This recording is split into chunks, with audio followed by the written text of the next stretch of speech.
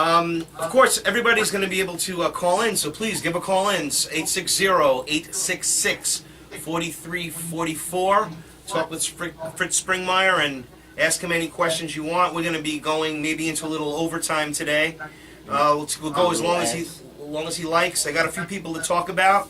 First, I want to thank, again, I'd like to thank the Oath Keepers and John Beater. Also Hal Shurtleff from the John Birch Society for all the work that they do in helping us to get the truth out as well. Also, I'd like to thank Pam Suggs of UnitedTruthSeekers.com and Harry Link from DeathToTheNewWorldOrder.com, Jim Russell from We Are Change Connecticut. I'd like to, for Hank with We Are Change Connecticut, he started his site for people in We Are Change or anybody. You could go to Hank's site. It's We See You 84, We, and then the letter C and the letter U 84. He makes custom shirts, if you see here. So that's again for a We Are Change member, Hank, giving him a little plug for his website. We See You 84. That's right. And then tomorrow, from 6 to 8 p.m., we're going to have Roger Landry of the We the People Network, which has grown to over 1.2 million members. Who will also be joined by Jim Condit, who is an author of a tremendous book regarding the controlled system that we're under here. And then, of course, we're going to be also joined by Dr. Ed Spencer.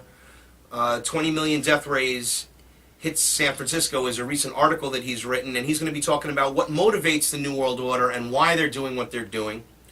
And then next Saturday, we have Anthony J. Hilder from 6 to 8 p.m. from Free World Alliance. I think this is Fritz. Hi, Fritz. How are you? You having a little trouble getting through again? Yeah, we still don't have call out on station. Yeah, we lost the Skype, but he's getting you back.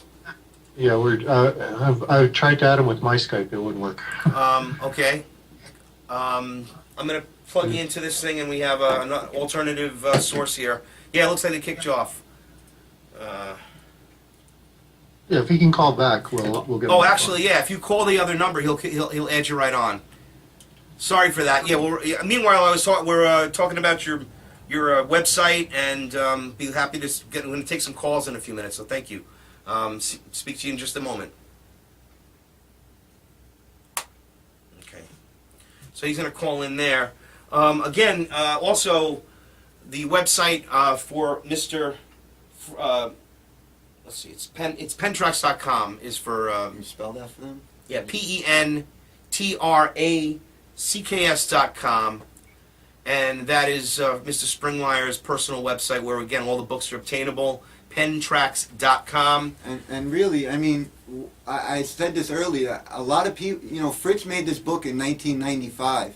And, back then there was really no internet, there was no Ancestry.com. It wasn't like it is now. And while he's been away, a lot of people have used his videos, have used all this information that he put so much time and effort into. And that's why it's really important, and why I'm happy and Howard's happy to have him on here, is, everybody should, really help out this man who was the one who, I just feel like everybody got to use this guy's knowledge, and they've been spreading it for so long. The biggest thing you can do is actually buy his books. Instead of looking at these YouTube videos of people that made it off of Fritz, you should, it's like 2 packs of cigarettes or whatever, buy a book. It's really nothing. We got to support our heroes. Fritz is one of mine, and I'm sure a lot of yours. And, a lot of our heroes aren't around right now. Well, Fritz is a hero who's still here, and we should be doing a lot and everything we can to help him. And I just wanted to say that. Absolutely, and it's just true. The information is all real. It's all accurate, and that is why he is attacked constantly. That is why we lose Skype connections. That is why we weren't able to really set up this call. It took us 35 minutes to get this call together in the first place. They're just constantly attacking him, constantly attacking the truth movement, and they call it hackers. Meanwhile, they're the hackers. It's again the Hegelian dialectic at its best. Fritz, we were talking, you can continue where you were. I'm sorry that we had lost that Skype there, but please continue. Okay, I don't know where we got cut off. Oh yeah. Well, we were talking I think away. I think we were talking about mind control. we were in the mind control and with the sex slaves of the like people Oh, like yeah, I would- Kathy O'Brien and Bryce Well, and all those. Actually, I was talking about the Marilyn Monroe. No, Anna Nicole Smith. Oh. And people you probably didn't get to see, but a lot of famous people, and I'm mentioning Anna Nicole Smith because there's a famous case where you could actually watch the home videos of her doctor. And she's literally like acting like she's 5 years old. You know, so like what you were saying about Marilyn Monroe, it's exactly what they did to Anna Nicole, and then they killed her. But, you know, it's still going around. I feel like most of these music artists and Hollywood artists are sex slaves. And again, Right. Well, Nicole Smith and then Simpson both were program multiples, and it's a lot of those people that are being put in the public eye, actors, singers, are program multiples, and that's why they feel safe in allowing them to be in the public eye, and why they feel safe making them into idols is that they are under a severe form of mind control. The type of mind control that I expose has been going on for many centuries, from millennia, and in the 20th century was greatly improved through scientific methods, and it's absolutely incredible. When I say mind control, for the audience that hasn't read the books that I put out and haven't been involved in dealing with this face to face, the level that they're thinking I'm talking about is nothing compared to what I'm talking about. I'm talking about something that's probably 1,000,000 times more powerful than what people think I mean when I say mind control. This is a total mind control, and it's undetectable. And what they've done is it's like baking a pie. A pie isn't just one ingredient. It's just not apples, but it's sugar, it's salt, it's flour, it's a lot of different ingredients. So what they have done with this total mind control is they have incorporated in a sophisticated package every method of controlling a person that's known, and also thrown in a whole bunch of methods that are unknown, newer technologies and newer methodologies. So they have a group package that just totally controls the person. I was going to ask you, what about music? You know, wasn't also like one of the biggest tools that Satan or his big gift was music? Is something I think about, and also knowing how much music, like Bob Marley and a lot of people talked about the power of music, and that seems like to be one of their biggest tools.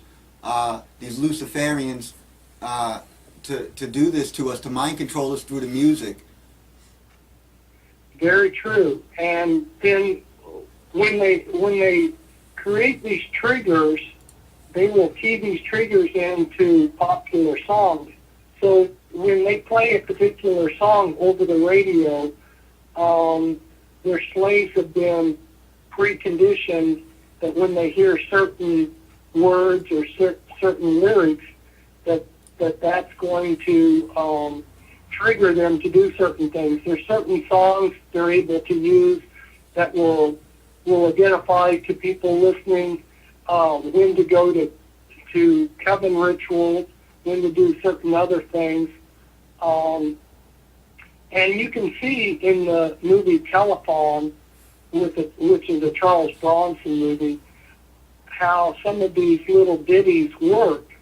They can call up somebody under the mind control, say a little ditty over the telephone or a few trigger words, and that person who's been pre-programmed will go out and do a particular thing. Well, music can be used that way also. And Yeah, and I've sat there and watched this work. I was going to say So yeah, you're being used in this way. there actually is a case, if you want to look up, where it's Eminem. If you heard him, the rapper Eminem, there was a guy who listened to Eminem, and one night he woke up out of his sleep. This is on mainstream news. He woke up out of his sleep, started screaming that he was the Antichrist, and killed his wife and kids, and then called up the cops and said that he don't know what happened, that he was possessed, and he just started singing Eminem lyrics and killed his wife and kids. That's actually like a scene right out of Telefon, actually, literally from that movie. Yeah. That is a scene. Yeah. There is a scene just like that. Interestingly enough, unbelievable. Yeah. Can we go into this thing? Again, Yeah. I've done a lot of research on the mind control too, and you spoke about this and wrote about and see, people think multiple personalities, like Sybil had like 28 personalities. That's nothing.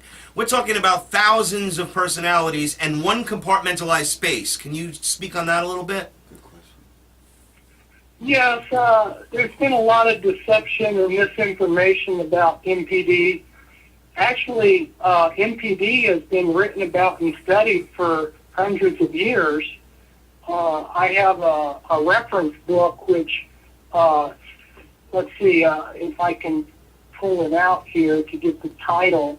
It's Multiple Personality and Dissociation, 1791 to 1992, a complete bibliography. It's absolutely an amazing book. It's got, I don't know, hundreds if not thousands of references that have been going on.